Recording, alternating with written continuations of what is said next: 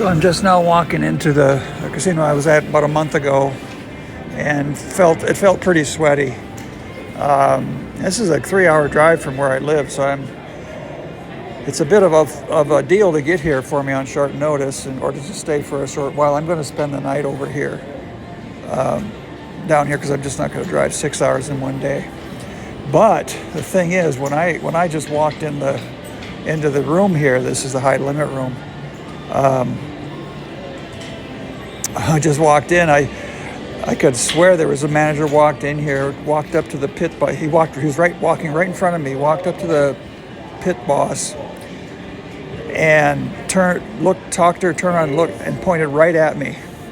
So I'm starting to think that I'm going to spend the night not playing any blackjack here.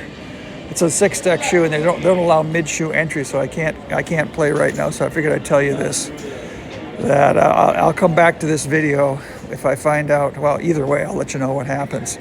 And so the next 10 minutes, I may end up telling you the story of being backed off before I could even play, or maybe there's something else going on. The last time I was here, I'm certain that they were tracking my play, but it seemed like they were tolerating it, even though they knew what I was doing.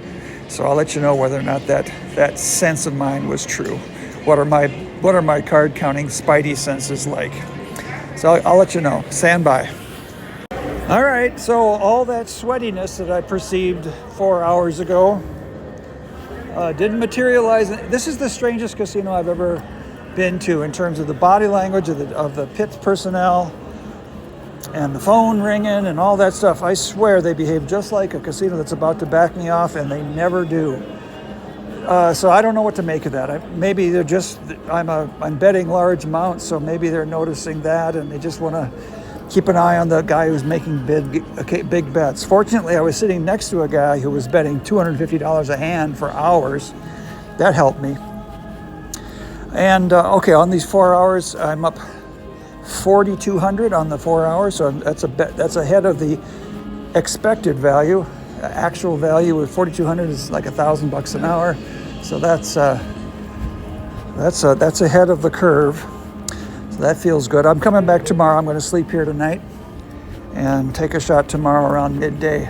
I'm also looking forward to meeting with a local here who's in my community of Advantage players here near this casino. I'm looking forward to swapping stories with him.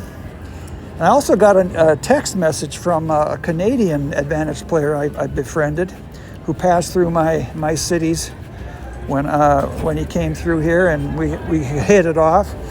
He sent me a text tonight. He's somewhere else in the United States right now, hitting the casinos, and so he and I are gonna just talk on the phone tomorrow. So I'm looking forward to that as well.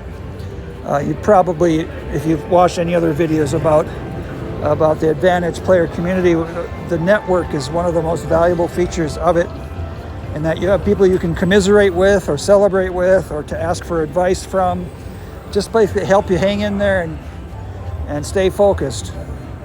So it's a good night. 4 hours, 4,200. I'm not complaining. So I'll send you another video tomorrow afternoon when I'm done playing here tomorrow. Oh, I do have one more dramatic detail from tonight's action. It was pretty much a grind with only a couple positive counts, but I ended up winning them pretty much every time when they did come. But count went quite positive. I had my max bets out, which was two spots of 600, for a total of $1,200 bet.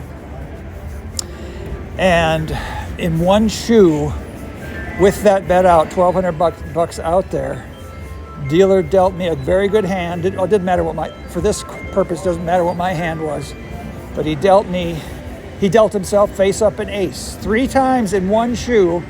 I think twice was three. Let's see, how do I put this?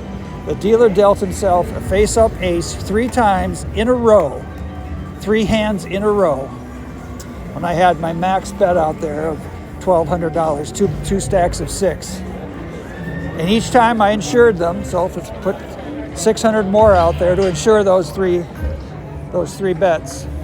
And wouldn't you know, each and every time, 3 hands in a row, I watched a video recently of an AP who apparently, according to her accounting, and I believe her, she had 6 hands in a row where she insured and won the insurance bet, with the dealer having 21.